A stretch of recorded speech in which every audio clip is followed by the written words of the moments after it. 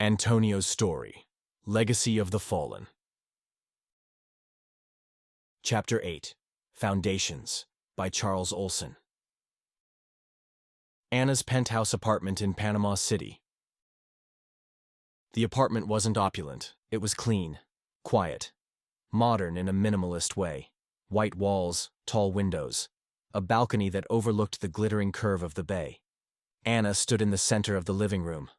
No suitcases, no noise, just her, and the beginning of something new. She walked to the balcony and opened the doors. The warm breeze carried with it the hum of the city below, taxis honking, vendors shouting, waves brushing the edge of the world. She wasn't free yet, not truly, but for the first time in a long time, no one knew where she was. There was no Tony, no Nick, no more hiding from the sound of footsteps, just the stillness and the future growing inside her. Anna's bedroom that night.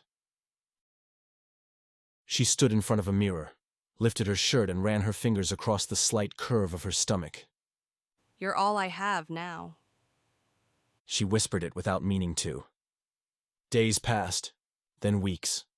The sickness came and went, the cravings came and went. But she stayed clean. She didn't drink, didn't touch the pills.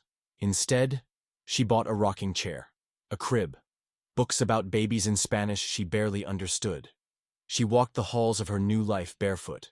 She wrote names on notepads and crossed them out again and again, but one name she always came back to: Antonio. Amado's apartment that night.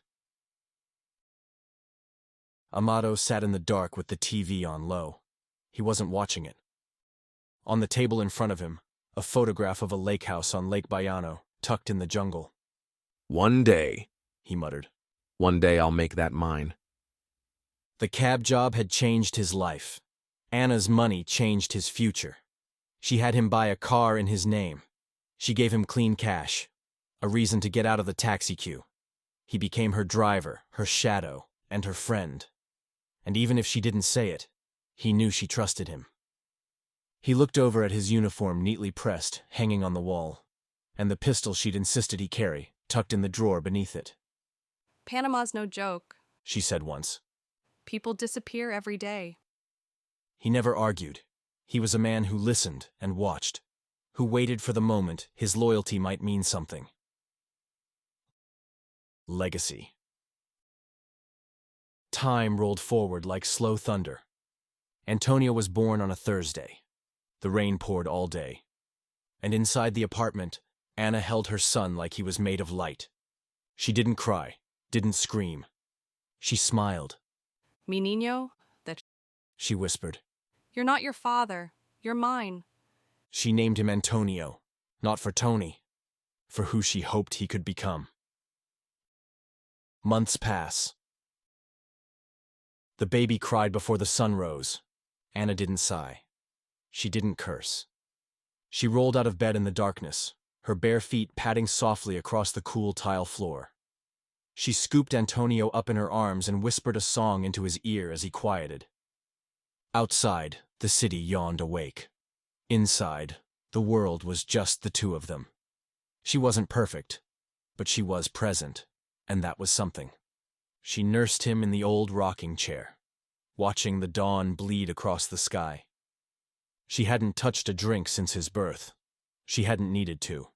Antonio became her center, her calendar, her compass. 2 years pass.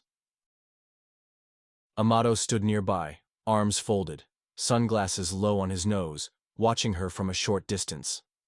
Antonio toddled across the soft sand in clumsy circles, his laugh ringing like wind chimes. Anna sipped coffee from a paper cup and smiled to herself.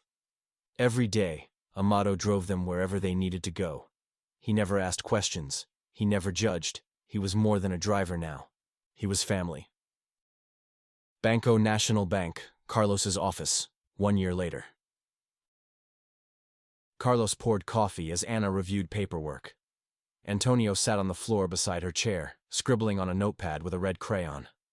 Carlos leaned forward, lacing his fingers, and says, "The trust is secure, the properties are stable, and the offshore funds are doing very well. I dare say your son will inherit a small empire. Anna smiled and says. Let's just hope he chooses something better than what built it. Carlos nodded solemnly. They never spoke of the past, but they both knew it lingered, just beneath the surface. Anna's apartment that night. Anna sat at the kitchen table. Antonio was asleep. The dishes were done. The air was still. She wrote letters by hand, one for Antonio on his 18th birthday, another for the lawyer, and one she locked in the trust's vault at the bank. She didn't know when danger would come, but she believed in preparing for storms. The next day, Antonio, now a boy of 3, clutched a toy airplane and watched the world fly by through the window. Anna sat beside him, hair swept up, sunglasses over her tired eyes. Amado drove in silence, humming softly to a song playing low on the radio. They pulled up to the private preschool. Anna leaned over and kissed Antonio on the cheek. Be good today, mi niño. He nodded, serious and sleepy-eyed, and let the staff take his hand. Back in the car, Anna watched through the tinted glass. She didn't cry. Not anymore.